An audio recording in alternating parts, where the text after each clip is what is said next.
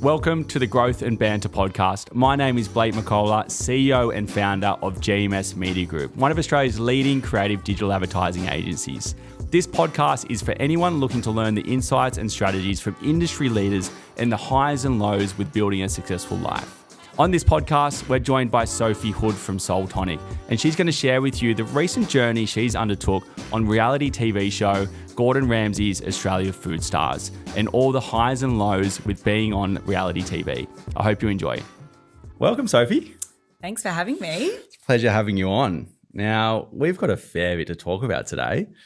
Obviously, for those of you who don't know, you're a reality TV star now. Wouldn't go that far. Well, I've seen it and it's well produced, but Gordon Ramsay's new show, Australia's Food Star. Now we're going to get into some of the juicy parts about that and the journey that you've had with that show. But before we do, what sort of you're focusing as a main piece of, the content that on that show is your new startup, Soul Tonic, which is a Korean pear juice hangover relief.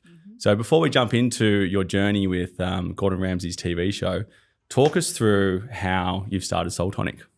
Well, as you're right, Soul Tonic is my little baby. I founded it in 2022 after I became obsessed with South Korean culture. And sick of hangovers, of course. And obviously, the nice divide. But in South Korea, I was obsessed with their fashion, their beauty, their skincare. I'm an avid K-beauty user. And I started deep diving into other things they do. And I realized there was this multi-million-dollar hangover relief beverage market in South Korea. And what was driving these products were based on Korean pear, ginseng, oriental raisin, and a range of other anti-inflammatory ingredients. And I couldn't believe we don't have anything really on offer in Australia, and we have such a heavy drinking culture. Did you find that out when you were traveling in South Korea, or was this from market research? So this was actually from market research, and then I went to Seoul, and then that really cemented it for me because every single 7-Eleven had 15 plus products you could buy, and every restaurant you went to would have Korean pear juice you could buy pre your soju. So it's a flooded market over there. Flooded, it's huge. It's kind of part of their way of life. It's almost like brushing your teeth. So you just wouldn't go out without it. And I just couldn't believe that there was such an ingrained functional beverage in the South Korean market, but then that didn't really translate in the Western world. And then that's when I decided I wanted to create my own.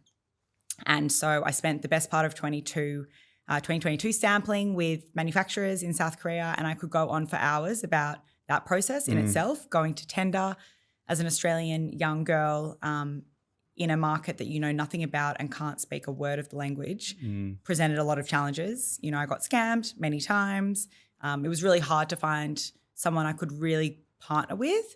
But once I did, it was amazing. And that kind of partnership I've formed has really driven the story of Soul Tonic. Was this something that you're sort of thinking with all the time that we all had, from 2020 to 2022 during COVID? Was this you? Yeah. Is that what sort of sparked it? It was. It was definitely something that came out of a brainchild of COVID. So many businesses for sure. that have come out of COVID. Yeah. Exactly. You just have more time. Yeah. And I think you stuck and you want to be more worldly. And this was my connection to a different part of the world that I found very fascinating and interesting, and it almost became a hobby for me. So it's funny hearing like entrepreneurial stories and people starting their own business. And I feel like a lot of it comes down to past experience and building foundations from working at other brands or having prior experience and exposure to other companies. So I know that you're working at Red Bull and you've been there for quite some time. How pivotal has it been with having been at Red Bull, absorbing that knowledge in the industry to start Soul Tonic? It's definitely helped. I've been in the beverage space for the last 7 years now. After I was a consultant, RIP, in the financial services, never want to go there again. I moved Finance was my worst subject as well. Oh, it was horrible. I worked in there for 3.5 years. Crazy. Can't imagine doing that again. Moving to Moet Hennessy, where they have some incredible brands, Dom Perignon. That's right. I remember you at Moet. Yeah. Moet, Chandon, Belvedere. And each of these brands have this rich history. And they have a huge amount of storytelling attached. It's not really about the brand, it's how the brand makes you feel. and the experience that evokes with the brand. And that's Red Bull to a T. Exactly. And so they're moving to Red Bull, where it's the exact same. It's still a very premium drink, but in a different category. That's where I really, really built on this kind of concept, which is it's not around selling a product, it's around selling an experience. And that is probably at the forefront of how I built Soul Tonic. It's not around the product. Yes, I believe immensely in the product and I think it's amazing, but through the branding and the experience and the lifestyle and everything we do in the digital space, it's really around that storytelling and that experience. And that's why I have such a strong connection to South Korea, and that's why I'm so passionate about bringing a unique piece of South Korea to the Western world and to Australia particularly through storytelling. And what made you want to go out on your own, or at least have, a crack at building your own FMCG business? Because it's a hard industry. Yeah, There's a hard lot of slog. moving parts, and particularly the whole distribution and wholesaling part of it, and getting to big retailers. Yeah, well, you would know that as well. I gave it a crack, but I think it requires a lot of time and tenacity. And I started a wine company, and it's still sitting there, gathering a bit of dust at the moment, but. I've got too much going on right now that you need to streamline focus. And we'll talk a little bit about the balance of how you're sort of doing it all at the moment. But what made you decide that, this is for you? This is the journey you're going to take? So I've always been entrepreneurial. When I was in year 12, I packaged up my business studies notes and I sold them for a profit, which, my year coordinator said was highly unethical, but I won the business studies award. I was coming first in your blood. First in my year, and I wanted to share. I studied hard for it, and I wanted other people to have an easier way through their exams. I also had a year 10 business, and then throughout uni, I had 3 to 4 businesses. I started an app as well. It didn't go very far, but I kind of went down the route of trying different things. So I've always had that kind of creative entrepreneurial mindset. The word I use is curious. So I'm quite curious about the world in different categories and different industries. And once I found this opportunity, I just became almost hyper fixated on it and obsessed. And I had to do something about it to almost prove to myself. So it was less around the need to start a business. It was more on this hyper fixation on this category opportunity that I'd found. And honestly, I have learned so much from running my own business end to end. And as you said, it's really hard and you do need a hyper focus. And that's where you really need the right people in the right spots to support you. Yeah, it's certainly not just a side. I mean, everyone says a side hustle, and it certainly does need to start like that. But there needs to be a point in time when you just need to go full time in it. Oh, exactly. There's only so long a side hustle can last for. But that's really interesting because, I think people either have it or they don't. And I certainly, advice I give people is that it's not for everybody. And it shouldn't be. It should not be. I mean, imagine if everyone's trying to start their own business, there'd be no economy. Shocking. Also, people would be depressed. It can be really isolating going out on your own. I don't think people think it's all amazing and you can work for yourself and it's incredible, but the stress. Oh, yeah. Sometimes it's good just to work for someone else and get paid a salary. Yeah. I don't think everyone should be going down that route. The word curious is funny that you brought that up because a previous or my current business mentor and advisor who's helping us structure this bigger agency that we're currently building right now. Like I'm visiting another a new office that we're potentially going to put an offer in this afternoon. That was, he's in his 60s and he's had a huge amount of success in buying, selling agencies, one of his own agency back in the day to a sub-Ogilvy business, and he does lots of M&As. And I asked that same question and he said curiosity. So I love that word. Isn't it interesting? I think it just hits the nail on the head. Always be curious. Always be curious and be open-minded. Yeah. And delve into things and let your natural curiosity kind of pave the way for you. Yeah. And that's what really happened. Because if you're not curious, and you need to be going into things a bit naive, and if you're not curious, you're never going to jump over those hurdles. You'll get stuck, and if you're not curious enough, you'll just go too hard. Well, exactly. I think the curiosity helps with the drive and the motivation. Yeah. It kind of comes first. Yeah, absolutely. Now, let's jump into the juicy part of your most recent experience on Gordon Ramsay's Australia Food Star. And I'm sure it's probably very surreal, not only having completed it, but watching it now. I'm up to episode 6. I know that there was the semis tonight, and you can give us an update on how that went. Your initial pitch, like the fact that you've gone in there and you were compared to the next Janine Allis, I think that was like, out of all the pitches that we saw that got aired, they praised you probably the highest out of all of them. So like that's testament, I guess, to all the knowledge that you brought in the years, all your previous attempts at running businesses, but you've obviously know what you're doing within Soul Tonic because you have to pitch Soul Tonic to them, right? Yeah. But yeah, talk us through that experience in a nutshell. Like how wild of an experience was that for you? What a crazy experience. I always said I would do everything once, and I think that extends to reality TV. I won't be doing it again. I hear that a lot. Hand on my heart. But the experience has taught me so much. So as you said, we're now in season of Gordon Ramsay's Food Stars. The finale is actually next week. We had the semis and I just got through to the finale. Well, thank you. Congratulations. So I'm now up in the running to win the $250,000 cash prize and mentorship. I'm on Team Janine. So as you mentioned, Janine chose me in the episode 1 where we had to pitch our business. Gordon was lovely. He's given me really amazing feedback, but Janine really went out to say, Soph, I want you on my team. You remind me of myself. And as you said, that was probably the highest praise you could possibly receive from someone on the show, let alone Janine Allis, who is, in my opinion, Australia's most well-known female entrepreneur. Who founded Boost Juice, for those of you who don't know. Yeah, and Retail Zoo, which is Betty's Burgers, Yochi, if anyone's a fan of the frozen yogurt. She's done. So she took Betty's Burgers to a franchise, did she? She owns Betty's Burgers. Because Betty's Burgers was like a food truck in Noosa. Yes. Right, yeah, and I remember that because I used to do family trips to Noosa, and it was like one little van, like sort of at the end of Hastings in the car park bush area. That's right. Yeah, so it was like an old lady. So she must have picked that up. Wow, I didn't know that. And it goes under this umbrella company called Retail Zoo, of which she owns a portion of. And Salsas, it's this Mexican joint that's like in airports and other places. Okay. So look, she's done very well. Yes. Is the long and short of it. So I pitched Soul Tonic to both of them. Janine's chosen me, and then since we've been part of all of these entrepreneurial challenges, and every time your team loses a challenge, someone's up for elimination. And so now we're just down to the final 4. But the whole experience has just been crazy. Like reliving it now, I filmed it last year.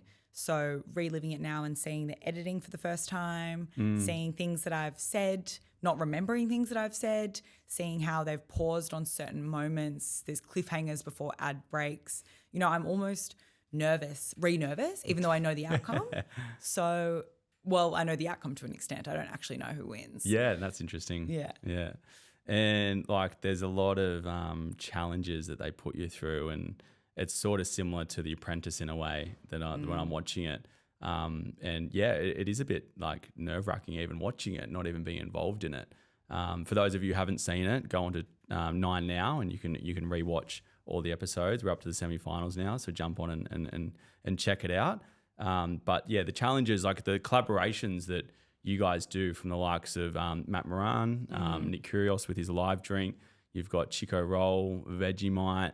What was another one? Cadbury Dairy Milk. So Boost Juice as well. Boost Juice, okay. Yeah. So I think I missed that episode. But yeah, talk us through like how difficult those challenges were, because they look stressful. Yeah. And, even myself being in the marketing game and having to come up with some ideas, but to this extent, it was like you're thrown in the deep end. You don't know much about the business.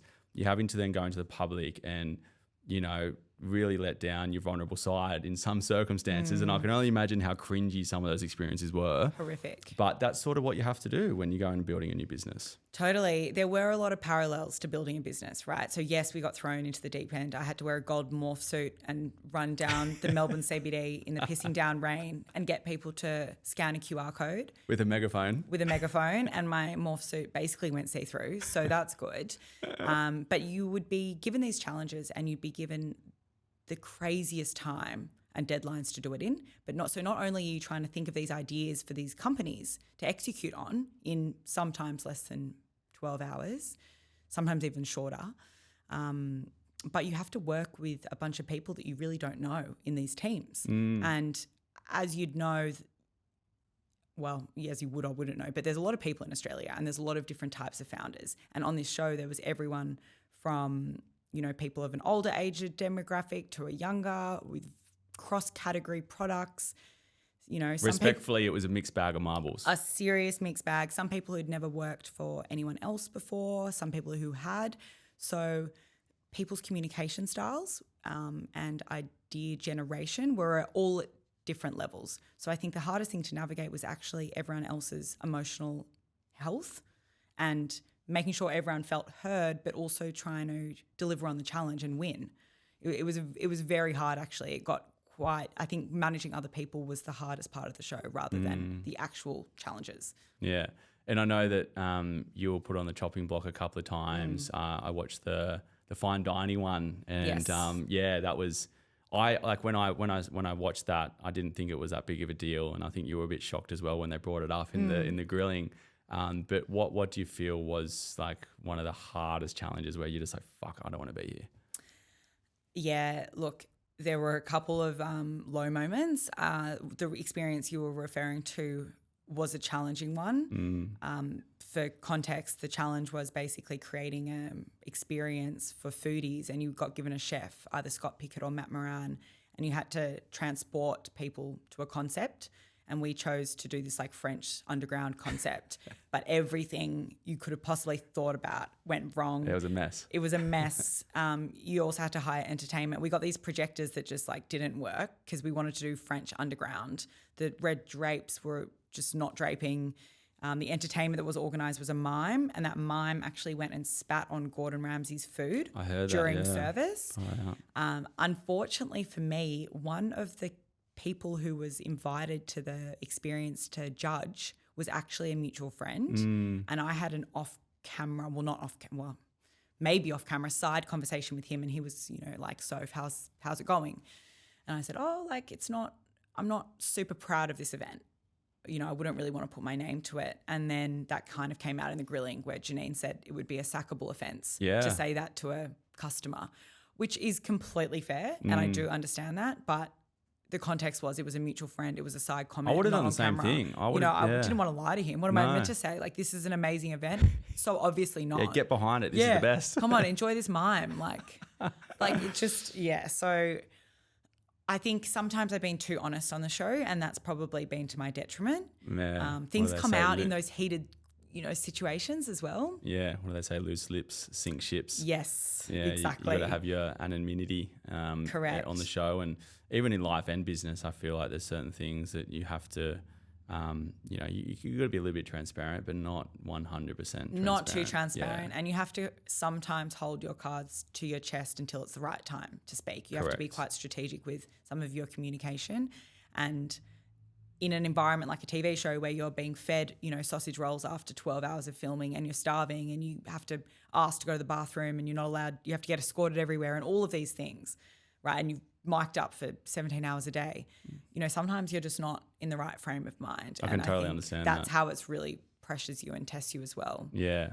Well, overall, like from what I've seen so far, it's more good than not, and hence why you've got so far. But yeah, you're right. Like, there is certain characters even at the start.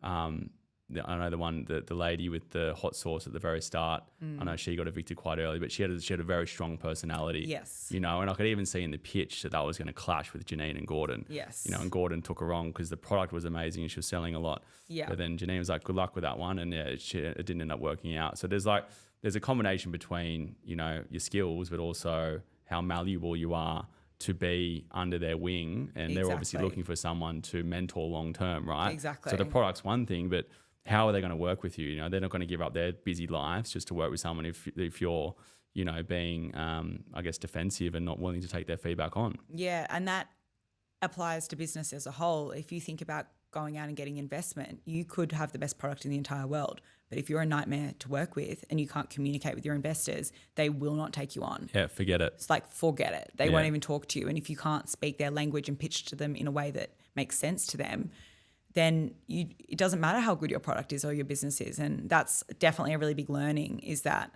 you have to be able to connect with people in the way that they need to be connected as well, and you need to be able to take feedback on and actually implement that feedback as well. 100%. Yeah, and I think that's a good learning. Like, I could from watching it again, like, I can sort of resonate a lot with what we have to deal with on a micro level. We get brands come to us and want to work with us, and we have to politely turn them away, and we have to do due diligence on them before we bring them on, because we don't want a nightmare of a client coming on and then we're stuck with them. and or they're just going to upset my team. Exactly. And I heard something the other day, like someone said, what's worse than having no clients on your books? Having bad clients on your books. So true. And yeah, the personality fit is probably more important than the skill. Exactly. And then, that can apply to friendships. Oh, It yeah. can apply to kind of every facet of your life, right? I prefer to have no friends than, bad friends who are manipulative or behind my back or don't trust me or don't have my back. Yeah. Just have some fur babies instead. Exactly. What would you consider some of like the highest moments on the show? Like what are the most memorable that you look back and go, that was awesome? So the highest moment for sure was the final episode and filming it. And I can probably give a little bit of, actually I can give a lot about what I did because this won't go there. Yeah. The final episode was a TED Talk in Fed Square Theatre to 300 plus people, all quite influential people were invited.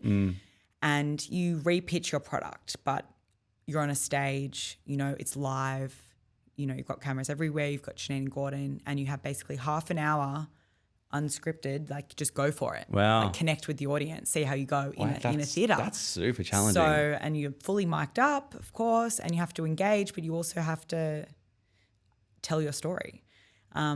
So that was a real highlight because I think everyone went really, really well in that. So I'm very interested as to how they Half an hour talk. Half an hour. And did you have to prepare for it or did they give it to you on the spot? They gave you the challenge the day before. Right. And then they actually give you a mentor on the show that gives you a bit of advice on your pitch. And then you go in and late at night you actually do it. No slides or anything, just right on stage? Nah, but behind you, you have the option to have props. Okay. So, but no like PowerPoint slides. Because most TEDx talks don't really have PowerPoints. No. It's more just a talk. It's all about a person standing there and talking about their story and their product and their life. So that was a real high moment for me. I've never been in a situation like that. And I think after filming, for so many weeks nonstop and then ending with that, it was the biggest challenge, but the biggest reward as well. I came back after that experience and I just wasn't scared of anything. Someone would tell me to public speak in front of 200 people at work and it wouldn't bother me. I wouldn't even think twice about it because after you're exposed to something of that caliber, everything else seems so insignificant. Yeah. And that's, again, in business. You're exposed to something over and over again. It's like you kind of become numb to it. Yeah, I was going to say you do become numb to it. Like the first time you ever do it, I had a fear of public speaking, yet I used to work at an event company and I've mentioned this many times before where there was literally people selling their products on stage. Like it was education, like adult education. Really? That's where I learnt marketing and it turned me off the industry. And then I naturally fell into marketing from that job and I then got offered opportunities to speak on stage. And when you're starting your own business, you don't say no to those things. Of course not. If you read all my report cards, I was like, Blake needs to ask more questions. Whereas now I can't shut up sometimes. Yeah, is that interesting? Yeah, so it's like you have to, I always thought, I'm petrified of that. I was no good at it at uni even. I'd regurgitate me getting up to do a uni presentation. I'd be like reading off slides. I could never really speak safety. Authentically. Yeah. But when you start, I guess, being comfortable in yourself, knowing something and having, something to grasp that you are interested in, then it becomes a bit more authentic. Then your true self comes out, right? Well, exactly. That's why you can call out on people's bullshit when you know that they're just talking, they're not, that if you can't explain something simply, then you don't know it well enough. Exactly. And people can really tell, when you're passionate about something, it really comes out. Body language, tone of voice, even the way you just eye contact, everything. And you can tell straight away. And that's what really kind of helped me throughout the show as well. Janine always kept saying, Soph, you're so passionate and you're so energized and you're so excited. You really believe in your product and where it can go.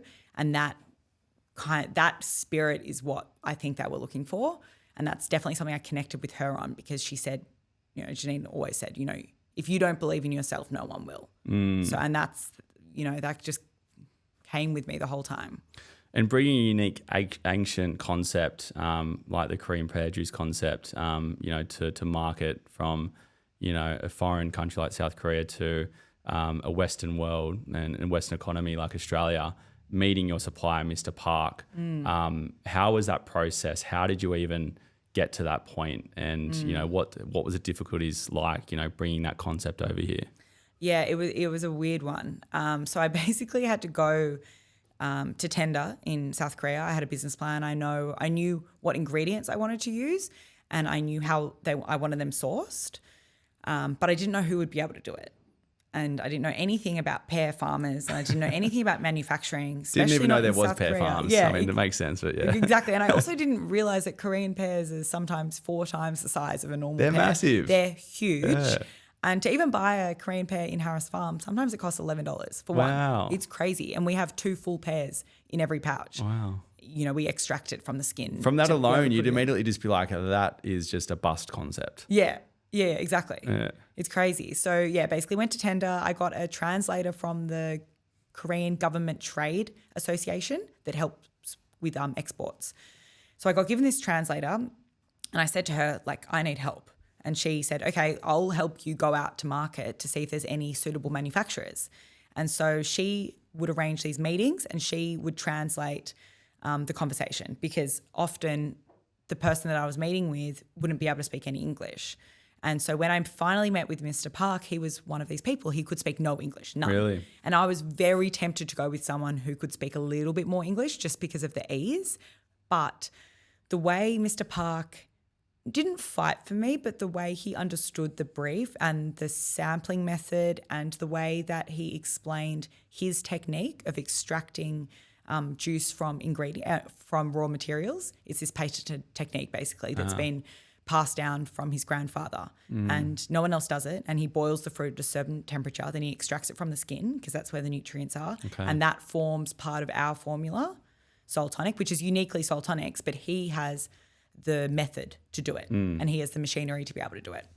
So once I started buying to that and understanding the history and his pear farmers, and I would have a Zoom with his pear farmer as well, I was like, wow, this is so much more than just a product now. This is tapping into, a century-long operation, something so much bigger than myself. It's a historical situation. And the Korean pear used to be called the king's fruit. It was only allowed for kings, and no one else would be allowed it. And then over the time, it finally became something that was more accessible in society.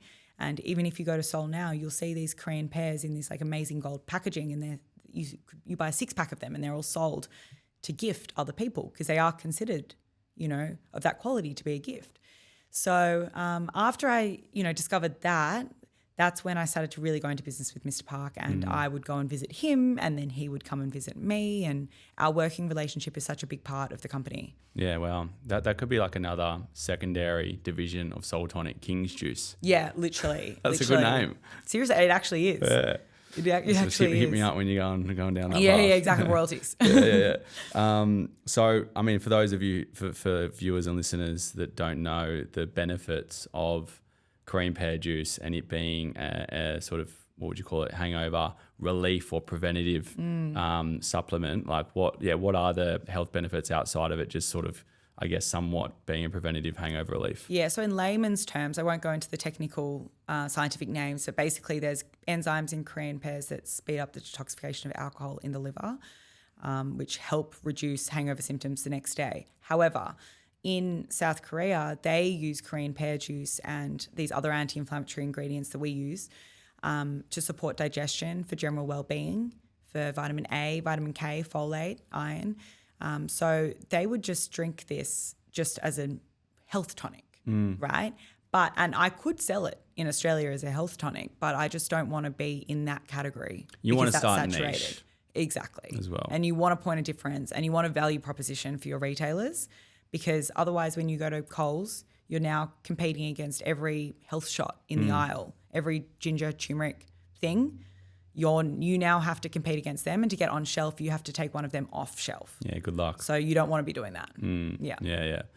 And I guess like the balancing act with reality TV, startup journey, working full time, like how difficult has that been? It is over crazy. the past year or two? Yeah, I'm lucky that the business is young and I haven't done it for an extremely extended period of time. Yeah. When I first decided to do Soul Tonic, I didn't know where it would take me. I definitely didn't think it would take me to TV, and I didn't also realize how I would be able to scale it in the time that we have.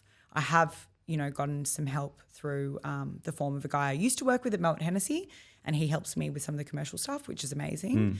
And that in itself is a really nice story, you know, kind of he was my commercial director at Moet Hennessy and now he works for me. So, and I was his analyst. So it's this interesting like cyclical thing of life. Yeah. I guess I don't have any kids. I don't have any really obligations, and you wouldn't believe how much time you have if you just focus on your side project or your passion project after work hours. You do have so many hours in the day. Yeah, I know do. people say that you don't and everyone's busy, but you're busy because you're spending time doing things that you want to do. Yeah. So if you're passionate about something, it's always about prioritization. So, you know, you can get up at 6 a.m. and you can pack the orders for 2 hours and then you can get to work at 9 and still be ahead. And then after work, you can respond to emails. You can be on Instagram. You can do digital stuff. You can ask for support. You can get consultants to help you with stuff. So you can do it. Yeah, there's always more you can do. And it's like, I think if, you know, sometimes you hear people complaining about the situation, yet they're doing fuck all to fix it. They're at home watching movies or TV 6 hours every night. Well, exactly. You know, or on the weekends, and, you know, we all like to have a good time. But if you're that unhappy with your current situation, there is so much time outside of work hours to create a side hustle. Exactly. And that should always be the advice. You should never leave a job to then start something if you don't have that viable product or service proven. Well, that's the risk, right? So exactly to your point, you don't want to risk your current situation that might be stable and secure and you also might be learning in to do this side thing that you haven't tested in market. I think once you've tested it in market, there's a really good value proposition and there's a strong, viable growth plan, then you can think about where it makes sense. But in the product world, it's very hard to scale unless you have capital. Yeah. Particularly working capital. You know, if you want to scale and you get a big retailer and suddenly they want 500,000 units, how are you going to pay for that? Yeah.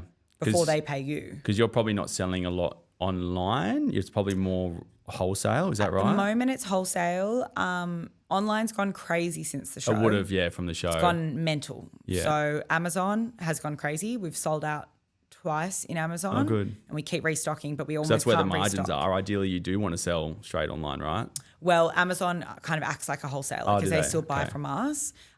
Directly on our website is the best margins. Yes, for that's us. what I mean. Yeah, but it means packing, etc. So I really need to streamline the online because it's insane that I'm still packing orders in my garage. Yeah. Are you still doing that in your garage? Yes. Wow. Yes. I've converted my garage to a full packing station. There's a label machine. I get drops of stock from my warehouse, which is out in West and Sydney. Yeah. And then and then I handwrite everyone a note. Wow. Sign it off. Yeah. It's you know, I've my good friends who was Elijah. They still produce a lot of their product by hand. They've got a warehouse. They've just moved into a big warehouse in Tarrant Point.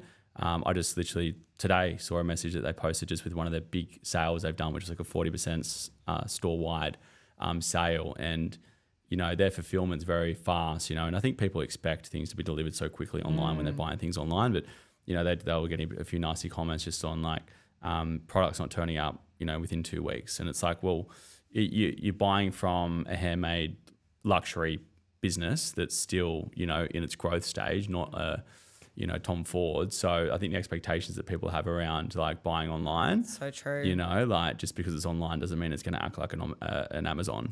Oh, people are crazy. Like I would get a message after someone placed an order in the morning and I'd get a message that night saying, hey, when's my order coming? Like I'm just checking on it. They're that scared is it of being tomorrow? They're that scared of being hungover. Well, for their session. Exactly. I mean, don't order on a Friday. Order on a Monday. Yeah. You know, give me some time. Yeah, 100%. But people, we should have brought some in today. I completely forgot to ask you. I have some in my bag. Yeah. Okay. Yeah. Maybe we grab it. Yeah. At some point.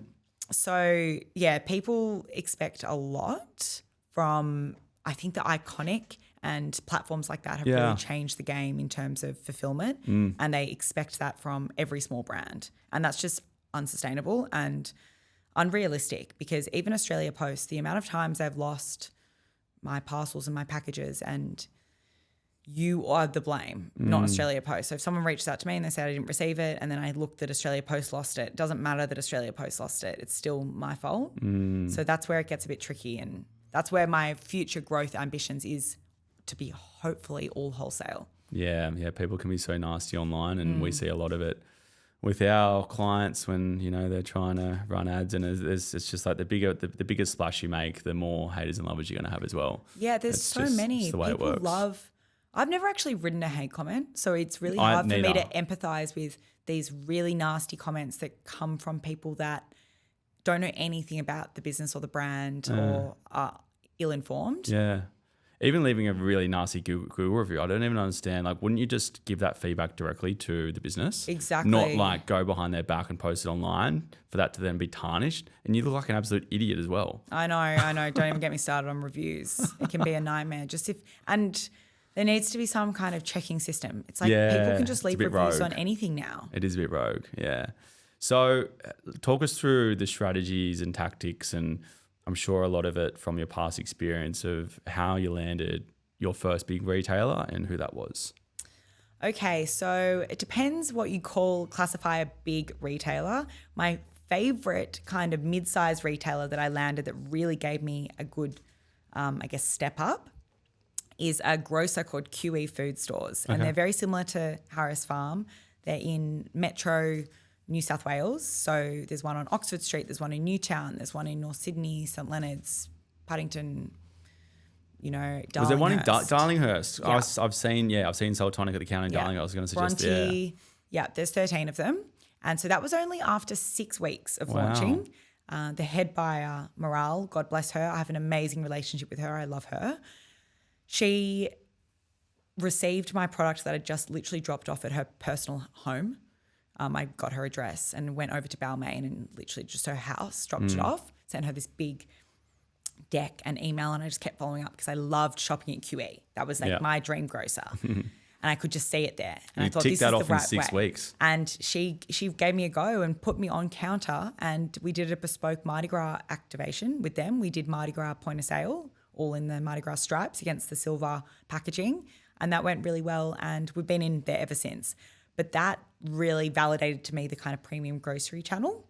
At the same time, we were really focusing on retail liquor. So I would go and sell into basically bottle shops after work, my favorite ones. And I would say, hey, like, you need this product. You'll love it. And then we'd put it on counter. It would sell out. And then they'd call me and they'd say, okay, I need a carton. I need multiple cartons. Like this is going. People don't even care what it is. They just like the look of it. They're just buying it. They're interested in it. And so using all of that kind of case study and information that we got, that's when we started really targeting the bigger ones. And so we got accepted to do a trial in Dan Murphy's and BWS, which is obviously Endeavour Group. So that's the largest national liquor retailer in Australia. And that rolled out in August last year. So that was after 7 months of operation. We started in Endeavour Group. Endeavour Murphy's. Yeah, I've seen it in Dan Murphy's as well. Yeah. And there's only 2 of you in the market, right? It's Bay Juice and yourselves. Yes. Yeah. Yeah. So like that, having a niche, I think is also a huge leg up going in and having to rep it and be like, look, we're, obviously there is another competitor there, but your point of difference with everything you just said then makes it still quite a unique and probably differentiated product. Yeah, it's a completely different formula. Yeah. The branding is completely different. Yeah. I think we're targeting a different consumer as well. And we are more around health, wellness. It doesn't have to be before you drink, right? We have people who drink it in the morning. We have people who have it as their smoothie base for the anti-inflammatory and it benefits. Tastes so good as well. It's delicious. Should we get some out now? I love it. Yeah, there's some in my bag. Let's do it. I've actually got a team celebration tomorrow, so this is actually perfect time to take it. There's the packaging. So talk us through the packaging. So it's an aluminium pouch, so it's recyclable. We've actually changed. We've had different iterations of this, to be honest, but the key, I guess, branding elements have maintained. Always Soul Tonic. We've changed this is a burst. We've changed it slightly to be more of an abstract S moving forward. Oh, okay. So that's like the pear juice squashed in a way. It's a squishy pear, basically. And the key branding elements are the O is always the Korean yin. So that's on the Korean flag, the O of the soul. Oh, yeah. Got it. Yeah. Yeah. And we always... because it's pretty distinctive. Like when I obviously knew of it already, so it's eye-catching because it was top of mind for me. But you can see it straight away. Well, that's been the great thing about say, the grocery channel Yeah. is that on shelf it stands out a lot against the health and the kombucha kind of category. It's really loud and it's just colours everywhere. It's bright greens and reds and oranges and yellows, and think about Barocca, it's the same. True. Whereas having the silver, it's like a silver bullet. It cuts through, and I haven't actually seen any other beverage go different. all silver. It is very different.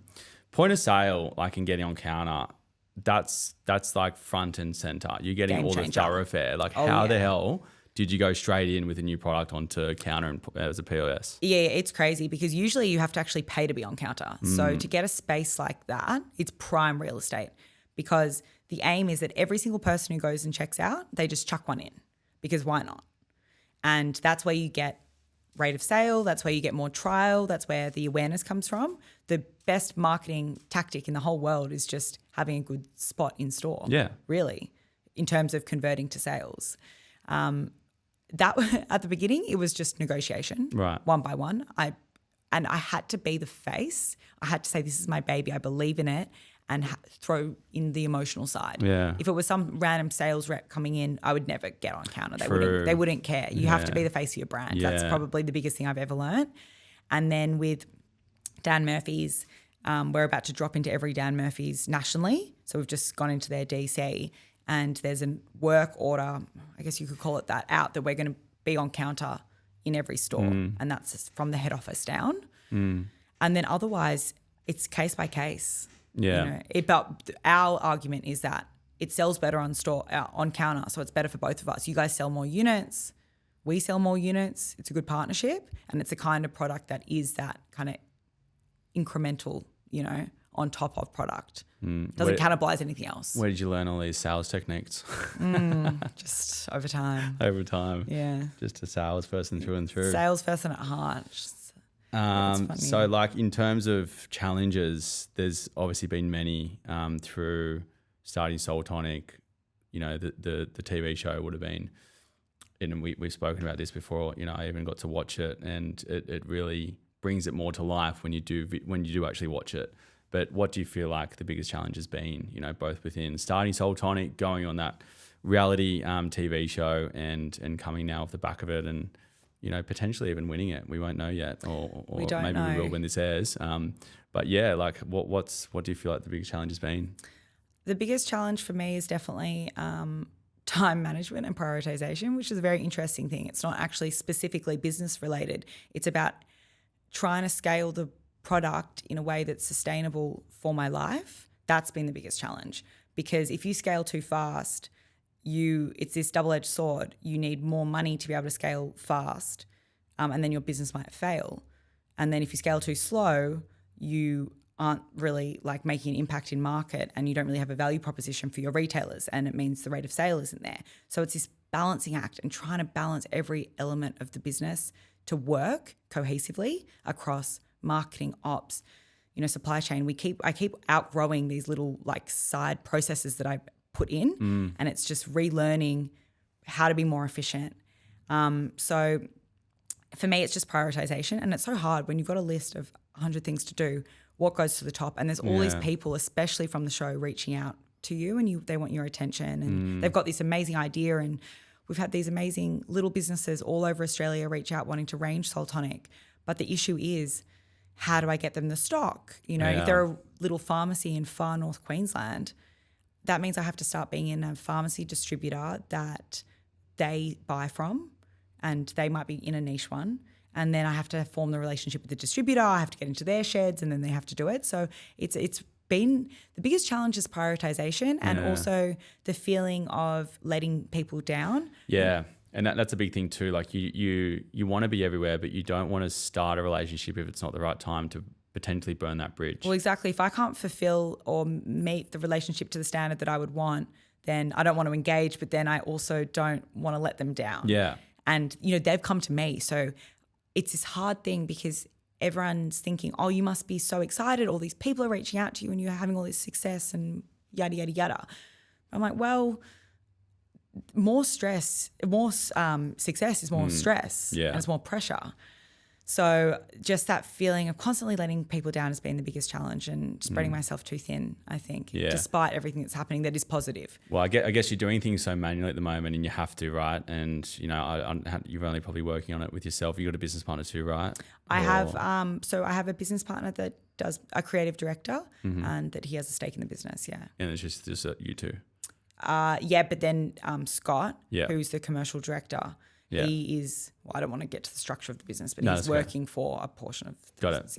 Yeah. So like, you obviously ultimately systems will be your best friend, technology, with all the stuff you're doing, but you have to do it manually to begin with. You can't just go out and invest all this money in a system without proving the product, right? Exactly. So it's like chicken and egg situation. Totally. And implementing a new system takes so much time because you have to transfer into it. There's that change management piece. Oh, yeah. Upskilling.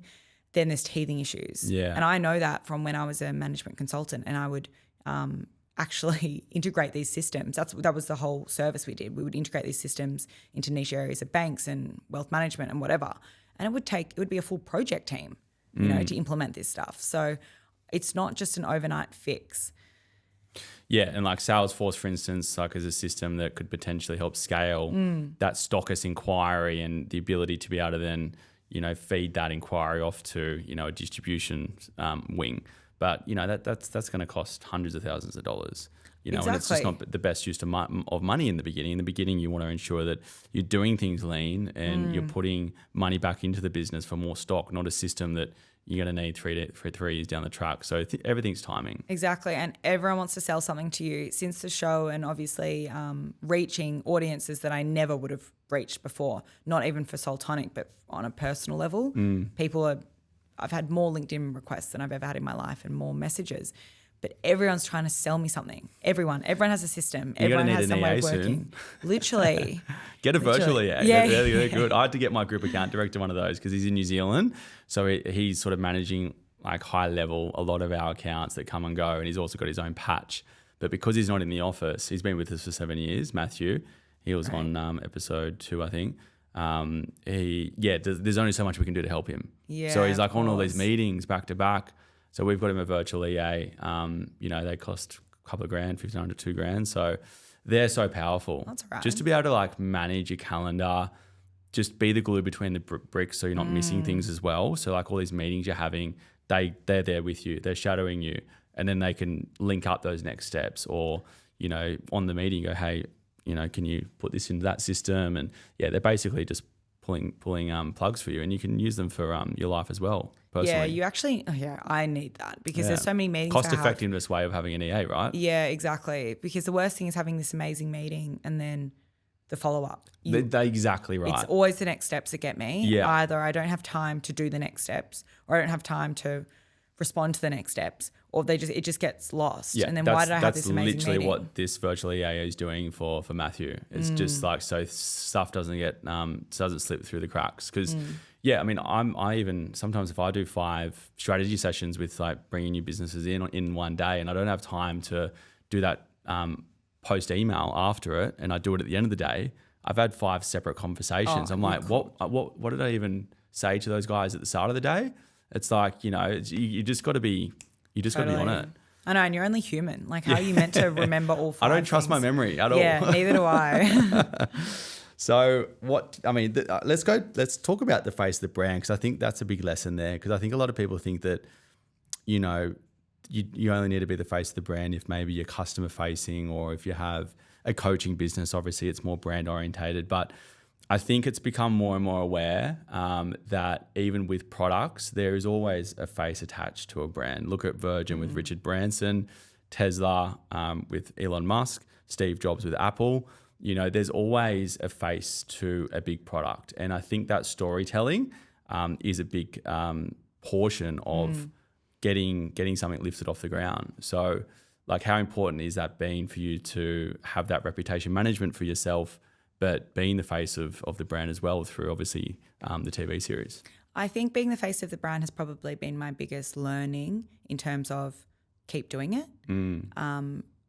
The cut through that I've had even from showing up on my personal TikTok as the face. And I've just actually just seen like the growth you've had on that. Well done. Because I know you just started that. I went on it the other day. I'm like, okay, you actually, you're starting to get some traction. TikTok's weird. TikTok's wild. Like you can have no followers and then you can have 1,000 more overnight just from one video, and then you could do 5 videos and there's no engagement, and then you do one and it's amazing.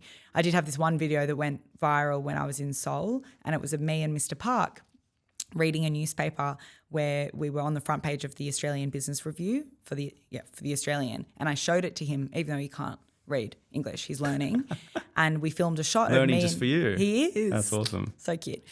We filmed a shot of us on the streets of Seoul reading this newspaper, and it went viral. There's over 550,000 views. Wow. 34,000 likes. Like it's crazy. But that kind of human element, that's what people connect to. People connect more to the journey, the ups, the downs, the authenticity, more than the end product. And you can have an amazing, streamlined, incredible looking end product, but how do people connect to that? I think it's changed. I think the rise of TikTok has kind of changed that too, where there's more off-the-cuff videos coming in that are more engaging rather than these curated feeds. And I like kind of separating it. I like having the curated feed for Soul Tonic on Instagram and then building up my personal brand on TikTok. But even in retail, they love it. Like a store manager loves it when I come in and I just have a chat and I ask what's going on with their business, how I can support, who I am, who they are. And the amazing connections I've built just from having these off-the-cuff chats has been amazing. And people talk. You know, once you have a good relationship with one person, they tell their friend down the road, and then it just kind of circulates. So I think having the courage to back your business so much that you want to put your face to it is one thing, but then continuing and driving that as part of your almost like business strategy is another thing. So it's super important. And I think Gordon and Janine both sort of said that, like their product alone, they're buying into people. You know, they need to believe in you and your journey and you as a person, not just your product. So yeah, I think that was a good insight into the series as well. What do you think, you know, again, maybe when this airs, you might have already won. So if so, congratulations, but we don't know yet.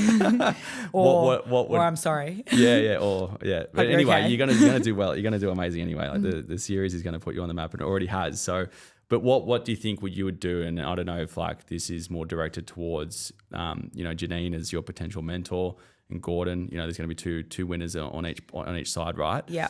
Talk us through like what the process would look like if you were to win that $250,000 and what that mentorship would mean and what you do with that as well. Yeah. So if I was to win, the money would just be for stock. It'd be for working capital, and it would be to support scaling. $250,000 and getting an EA maybe. Yeah, maybe getting my virtual EA finally. Yeah. I think $250K, it is tax free, which is amazing. Awesome. So that's good. It really feels like 500, but that amount of money would be insane if you were just pocketing it. But putting it into a business, it actually doesn't go that far. No, really. Like it does. It's really helpful, but it's not a complete game changer.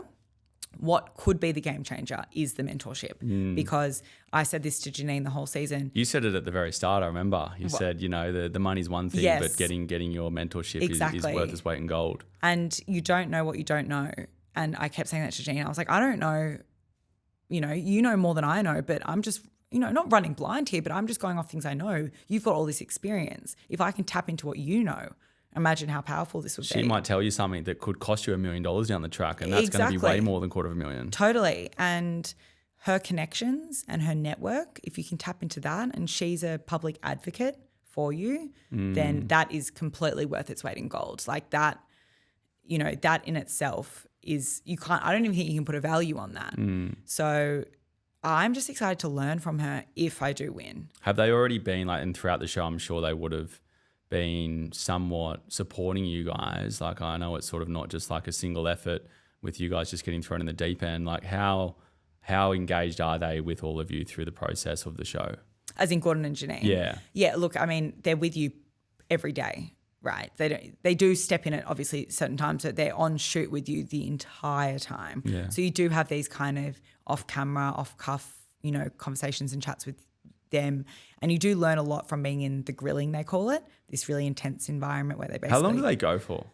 Gosh, the grilling was an interesting one. You'd do almost, I think it was like 16 walk-ins. You'd walk into the grilling room 16 times. You'd go back, forth, back.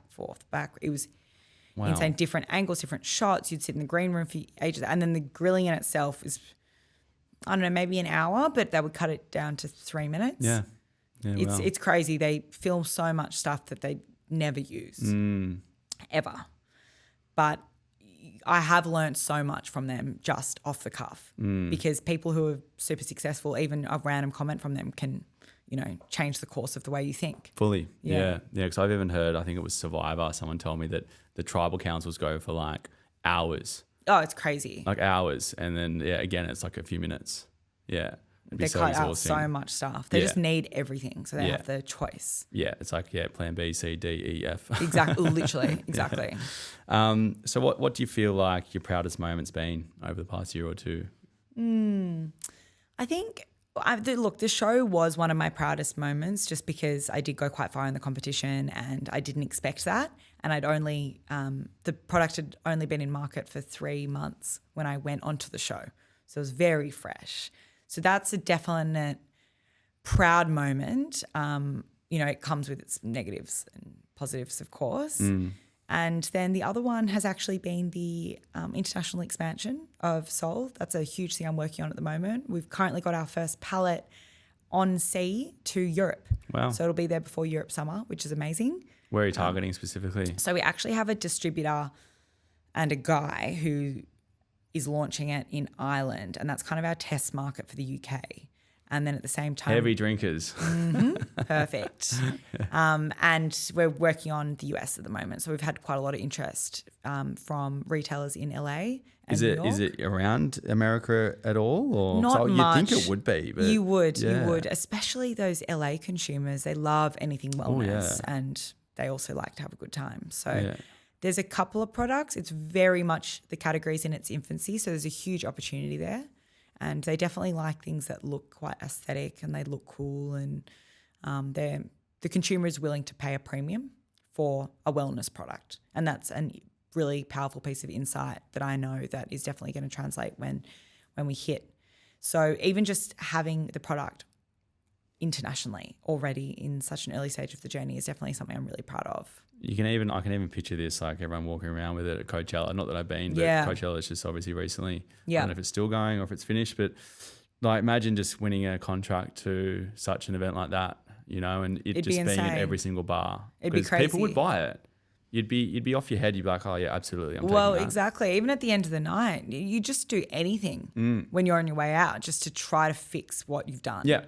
Yeah. Even if I say if you have one of these after a night out, it's really like having a Gatorade. It's rehydration, the electrolytes, but natural electrolytes. Because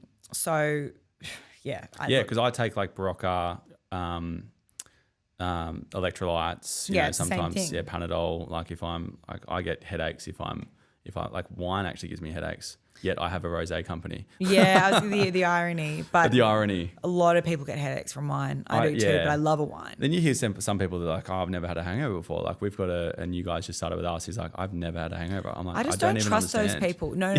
I wouldn't want to not have a hangover though, because then it doesn't become dangerous. Yeah, like it just wouldn't matter. Well, how much you drink every night because you could, because you wouldn't care. It'd be bad, yeah. But I just don't understand, because now I know the science behind how a hangover works and the toxin that you build up, and I just don't understand. Is it a he? Yes. He must just have some crazy metabolism breakdown thing in the liver that's going on. Yeah. And must just be a freak and be able to do it. Yeah. Because I sort of understand that some people are more susceptible than others, because that is a thing. There definitely is a thing. Like you can be way more susceptible to the breakdown of enzymes in your body. Exactly. But yeah, I envy, but I don't envy people that say they don't ever get hangovers.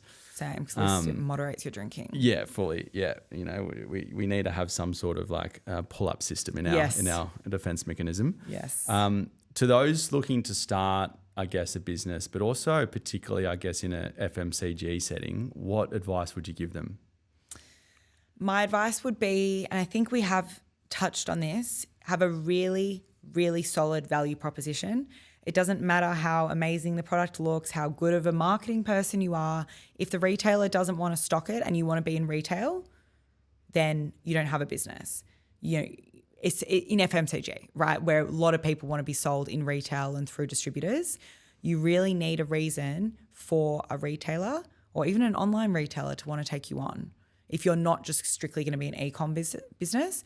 And that can look like understand your category positioning, understand the market, understand the growth, and have a reason for people to need to consume you. And you have to be so rock solid on that before you even go into development. So it's just a waste of time. Otherwise, there's just so much noise in every category at the moment. Is, yeah. And like from the wholesaling part of the process, if, you know, obviously because you've had a bit of experience in that, so you might have had some connections. If someone is sort of struggling in that area, like how do you go about even cracking that wholesale market and getting contacts? Is it literally just hustling and going in store or DMing people? Like what is it? Yeah, my biggest advice would be to look at the specific category buyer for your product. So depending if you're in alcohol, non-alcohol, if you're not even a beverage, whatever you are, look for the category buyer in that distributor on LinkedIn, target that person, reach out to them incessantly, get their number and tell them your story and why they should range you, because you could have a connection and they could be in the different part of the business and it will not get you anywhere, truly. The category buyer calls all the shots, always. So if you're a wine, the category buyer for wine in the distributor that you want to be in, right? And then it's two-pronged, right? Once you're in the distributor or the wholesaler, that's one thing. But then you need people to be purchasing through that distributor to get into store. So then you have to be connecting with the stores and saying, hey, I'm in this distributor, purchase my product through them. But they need to want you too. Yeah. So they both need to want you. So one of a very smart tactic is you actually go to enough stores that request to the distributor, and then the distributor starts hearing the noise. And then you go, hey, these 5 stores are asking to buy the product. You don't range me. I think you should. So you go smaller boutique retailers first, and then you go into like more of a bigger wholesaler, like a Dan Murphy's sort of thing. Yeah, exactly. Yeah, got it. That makes sense. But easier said than done, right? It is. It's you just have to hustle, and that's the problem. I think you can be this amazing, say, creative and create this beautiful product, but then if you don't have the sales side, it's how are you going to sell it? How are you going to ever monetize it? Yeah. And that's where people get a little bit unstuck. Yeah, for sure. Yeah, the tenacity and just the follow-up sequences is what is well involved in that process. It's exhausting, not just though. one conversation, I'm sure. It's not. You have to sometimes talk to people 4 times before they even reply to a message. Yeah. And you just have to just not have any pride, like just not have an ego about it. Yeah. I think just let go of it. Everyone has to do it. It's not unusual. Don't think you're better than that, or remove your ego. Totally. Don't put yourself on a pedestal, basically. I'd say you probably would have broken down your ego enough through all the challenges that you've done on Australian Food Stars. Oh, yeah. The challenges were like so beyond description, like so crazy and so far-fetched that, you know, knocking on some random person's door is nothing anymore. Yeah, wow. Yeah. So it doesn't even, I don't even blink. You got thick skin. It's an invaluable asset to have this early on in the business. So that's awesome. Important. I know you sort of said you don't want to go back onto a reality TV series, and I know it can be like quite damaging to some people, particularly on like those shows where it can really paint you in a bad picture. I think the shows in a business setting are some of the best to be on, you know, like The Apprentice and, you know, I think this show was phenomenal. MasterChef's great too, but there are obviously some other ones that more around dating shows that would really like, you'd want to stay away from those. Aside from, I guess, not wanting to do that again, if you had your time back, what's some things you wouldn't do, you know, within your sort of journey with Soul Tonic? So I would, just on the record, I would do that again. But yeah, you're not going to, I'm not going to do any more in the future, except Gogglebox did reach out to me, and I would, do you know Gogglebox? Yeah. I love Gogglebox. I would 100% do that, okay. but because that's just watching other people's shows and commenting on it. Easy. It's funny. Easy. But I was told I wasn't allowed to because of my contract with Channel 9. Oh, non-compete. And Gogglebox is 10, okay. Channel 10. So but that is one show channel. that I would do. Is that what happens? Like when you go on a TV for a series? period of time. Yeah, right. Yeah, they kind of have control of your publicity. And because if you win, you're going to get hit up, like I assume with so. multiple other shows for sure. Well, I mean, I actually got hit up with Made in Bondi. It's like Made in Chelsea, which is the reality show that's quite big over in England. But they're doing a Bondi version. Would you do that? Nah. I don't think that's they're like following like D-list models around Bondi. That's a step down. This one, I'm not going to do it. It was more that I got reached out that I thought was funny. You're already at the top of the caliber. You're good. Yeah. What wouldn't I do again? Look, I am a big believer and I actually don't regret anything. I learn from everything. There's a lot of learnings. There's a couple of things that I probably wouldn't do again, which is I got scammed early on in the tender process, and I think I trusted people too early, and I would do a bit more DD if I was going to engage someone from East Asia. Yeah. I would do some serious DD on them without just trusting what they're saying. So you engaged in some people that just took your money? Or? Yeah, I engaged with some people that, one, took my money, and two, actually trademarked my designs in South Korea to do their own.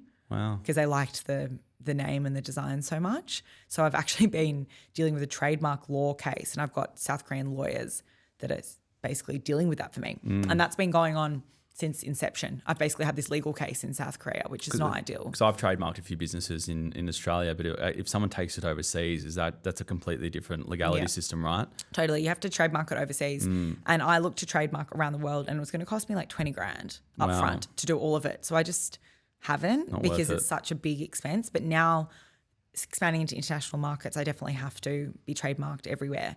But yeah, DD in the early stages, due diligence, is paramount for sure. Ask more questions, spend a little bit more time. There is a fine line. Like, you need to make quick decisions and strike while the iron's hot, but you don't want to do it so much that you're potentially getting burnt by people that don't have their best intentions at heart. Yeah, you need to make quick decisions, but not rash decisions. Yeah. Informed, fast decisions. And you're right, it's a fine line. Like, obviously, it's going to go wrong at some point. Yeah. I tend to make pretty quick decisions, but I base it on energy and gut feeling, but also, research. But I tend not to do as much research. I sort of base things more on an energetic and sort of the ability to be able to read people a little bit more. And I think if I didn't have that skill, you'd probably want to do a little bit more research, because people generally just don't have that ability. Oh, it's very interesting. Speaking about gut feel, I think trusting your gut has probably been the biggest learning over everything. In everything I've ever done in business, you get that gut feel, and sometimes you don't trust it because your head prevails and you think logically, your gut feel doesn't make sense. You shouldn't be thinking this way, but it always ends up being right. It does. Yeah, your intuition. You got to listen to intuition. Intuition is always right. And if something's so alarming to you, you need to take note of it. Yeah. When you're in like a fight or flight mode and stress gets in the way, that intuition can break down, and sometimes you can make poor decisions. So I've been taught, if you're in a state of stress or high emotions or trauma, to not be in a position where you have to make big decisions. So if you're not feeling well, sick, whatever it is, like, put those big decisions aside until you're in a more present zone. That's what I've been taught, and I've learned that a lot, because, you can get in an emotional setting and maybe say the wrong thing or make the wrong decision or overreact, and it can actually have an adverse effect in any business dealings. Completely. Fight or flight is the important thing. Every naturopath or my acupuncturist always tells me, he's like, you're in fight or flight. Like, you aren't capable to make proper decisions right now because you're not connected to your body. Like, you're so stressed. Your cortisol levels are so up. Like, you don't have that mind body connection right now. And that's something I'm definitely learning to have a bit more of, is just connecting to myself, my breath. Acupuncture is amazing. I would recommend it to anyone. Yeah, no, I've had to go through that same journey, like going from high stress zones through my 8 years in business to then coming on the other side of it and having thicker skin. Like, you've built that, seems like, very quickly over the past couple of years through what you've been through with the TV show and, learning the hard lessons overseas and cracking such a hard market. But yeah, you naturally can get quite reactive at the start when you haven't had that experience. Definitely. For sure. So you got to have the right people around you. The most important, people you trust. Have you formed good relationships with some of the other contestants? Yeah, I have. In particular, two contestants that I actually basically spoke to. So for context, this was filmed actually a year ago. So was that long? Because when we caught up, that was a good 6 months ago. Ages ago. Yeah. So I filmed it last April. Now we're coming into the end of April, mid-April now. Yeah, what did we get? Two of the contestants I've stayed really close with. We've almost chatted every couple of days. Yeah. since then. Ethan, who does Umami Puppy Chili Oil. It's an amazing product. Love that product. How good is it? Yeah. Oh Amazing. my gosh, it is amazing. And he is a legend. I love him. Good and guy. Kat, who has also an insanely incredible business. It's edible coffee cups. It's actually solving a really big environmental issue. So it decomposes, but you can eat it if you want as well. But it's also it just will go into landfill naturally. It's made of but it kind of tastes like a Wheat Bix if you do eat it. And they have chocolate dipped ones as well, nice. which is delicious. It's like a chocolate digestive with your coffee. But she's solving a real problem that we have, which is around our, disposable coffee cups. Yeah. So those two are amazing. And then the rest are kind of interstate and I haven't been as close with. It's quite hard to keep up connections with everyone. Yeah. Well, if you win, I'm sure there'll be some more people coming through the cracks. Yeah. No doubt. Outside of business, moving on to the last little bit before we run out of time. Hobbies. I know that you're still at Red Bull. I'm sure there's going to be a time when you'll have to, focus on Soul Tonic 100%. What are you sort of doing to sort of calm the mind in between, all this chaos going on right now? Yeah, so I've always been very interested in health and fitness. I actually, when I was doing my commerce degree at Sydney Uni, I did my personal training course, lol. And I actually worked as a personal trainer during uni at Fitness First and F45, which is hilarious to me. This was when F45 wasn't a thing everywhere. It was the first year of F45. Well, that would have taught you good communication skills. 100%. Yeah, yelling at people to do their jump lunges. But you actually get paid quite a lot as a 20-year-old or 19-year-old at uni. This was the best part-time job you could get. It's getting paid. Everyone was at a bar getting $25 an hour. I was getting 70 an hour. It was amazing. Yeah. So I understand the body, and through my own kind of research and working with different health practitioners, so acupuncturists, neuroscientists, I do this biohack once a year as well with him. I lean on their kind of tools and learnings to be able to tap into to keep myself calm. So regular exercise in the right way, a lot of walking, supplements, the right amount of supplements, but also not being too hard on myself. So having that balance. So I'm not super strict. If I want to eat something, I'll eat it. It makes me feel calmer just having that food freedom and not being stressed about it. And then I've come a long way to be able to get that. And now I just do things for longevity. So a bit of strength training is obviously good for your bones and your heart health. I do enough cardio, but not too much. I just don't stress myself out. Not as much as BFit? No, gosh. I used to be addicted to exercise. 6 days a week, you'd find me every single morning at BFit, at some kind of strength and conditioning gym. And then at night, I would do Pilates, yoga, run, whatever. It was mental and my body just couldn't handle it. It's too much. Yeah, you got to have the right mechanics. Same as people that run half marathons, this whole running movement at the moment. Yes, 20Ks. running is a thing. I just don't think my body will be able to cope with that. I'm starting to get into it, but 5Ks, I'm sort of tapping out, 5-10Ks max. But every guy who does the really long distances end up with these knee, back issues. Chronic injuries. Yeah, all of them. Yeah. So I think 5 to 10Ks is the sweet spot. Yeah. I've had to sort of moderate my training because we're training very hard together. It was insane at a point there, and it's like I said, you got to have the right mechanics for that sort of stuff. Has its time and place, makes you super fit very quickly. Oh yeah, and you look good. Oh yeah, aesthetics wise, it gets that you was lean. That was the best I think I've ever looked without even realizing it at the time. Same, I was the same. I look back and I'm like, wow, shredded. Maybe we'll go back there. Yeah, maybe just a quick stint. Last but not least, what would you say to yourself if you could turn back the clock to your 18-year-old self? I would tell myself to be kind to myself. So intrusive thoughts and imposter syndrome is definitely something I've struggled with over the years. I tend to be quite confident and be able to put on a big act, but sometimes behind the scenes is what people don't see. And I can be my own worst critic. I'm the first person to think that I did something wrong or really evaluate myself.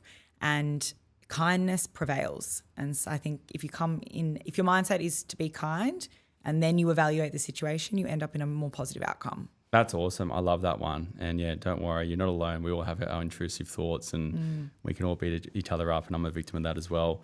But that's a great advice. I love that one.